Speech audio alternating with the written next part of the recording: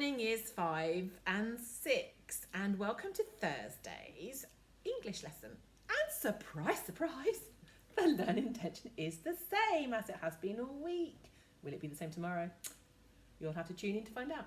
Okay, so today's date is Thursday the 25th of February, and we are again looking at using persuasive features in our writing. Now, who can remind me of the persuasive features that we've been talking about this week so far?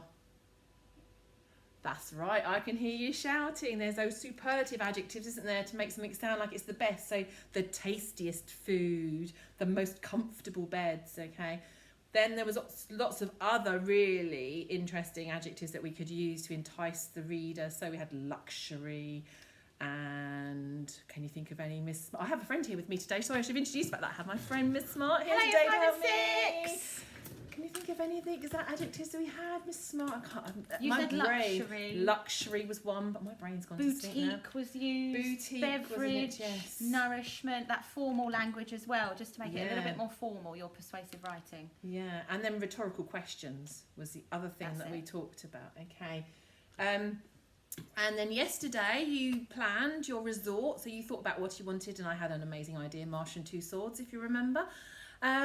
Maybe you've used it in your plan, I don't know, but I was pretty pleased with that. That's very clever, idea.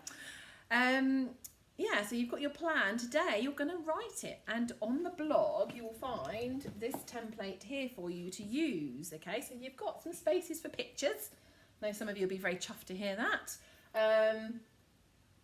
Oh, that's a very kind of chuffed, is that a word that's still used these days? That means excited, pleased. Okay, right, so we have this template here. I'm going to be thinking about how I'm going to lay it out, aren't I? So I probably need to have on my plan from yesterday, I had that to help me, but I also had these different subheadings. Now, I'm not going to put introduction as a subheading, or conclusion, but I might want to have some of these as subheadings. So really think about the layout when you're doing this, okay?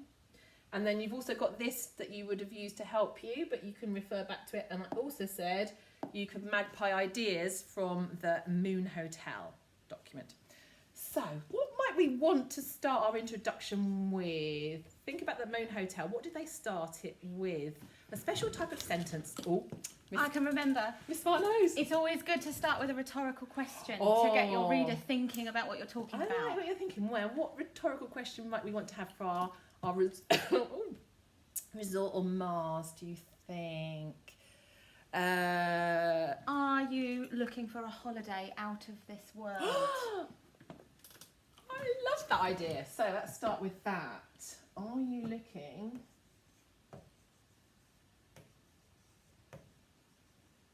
Remember, I don't actually think I mentioned this. I mentioned it to the children in school. We're using the second person, so we're using you to really engage the reader, make them feel like we're talking to them.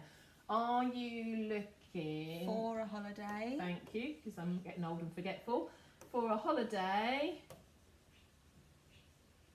that's out of this world. That's out of this world. Love it.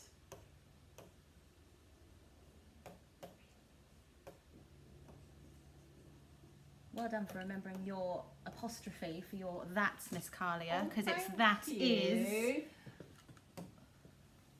There we go. There's our first rhetorical question. But Miss Carlia, aren't we asking a question if it's a rhetorical question? We are. I think you've forgotten a piece of punctuation. Oh, I've put a full stop and I should have put a question mark. Thank you, Miss Smart. What would I do without my friend, Miss Smart, to help me? So, are you looking for a holiday that's out of this world? It's always good to quickly reading back what you've written to make sure it makes sense and you haven't missed any words out. Okay. Wow. We probably only really need one more sentence for our introduction. We don't want to go into too much detail. Look no further. No, we would use looking, so we don't want to. What could we have as our next sentence? Then this is the resort for you. Again, more second person, Yeah. so we're talking to our reader. Then this is the resort. Oh, I can't write. And like you said, Miss Carlia, you don't want to give too much away in your introduction. You want to you want to tease them, you want to persuade them to read on and find out more. Then this is the resort for you. Now, what punctuation do you think at the end? I was thinking about an exclamation mark because I'm kind of exclaiming, aren't I? Then this is the resort for you. What do you think? Definitely. Yeah, I think it works there. Don't overuse the exclamation mark. One is enough, not 3 Exactly. or 4. And they don't need to be littered through your document. I think that's probably enough, isn't it? Because that gives them, oh, if this is a resort for me and I'm looking for a out of this world experience, I'm going to read on to find out more about this resort. So I think that's enough for our introduction. And then I'd have my subheading. Now, the first thing would be getting there. I'm going to leave a line because I think it looks nicer if you've got that line there. Getting there. What punctuation might I want after that as for my subheading? Is a bit more sophisticated punctuation, not like a full stop or a comma. What do we want to use? I think if we use a colon, that might be quite good. And then a nice bit of underlining before we start our next section. Okay? So what I want you to do, you are very welcome to Magpie our introduction. I think Miss Smart had some amazing ideas there. And mine weren't too bad either. And then finish off writing your first draft. Now, we don't want any sent in today because tomorrow you have an editing stations lesson.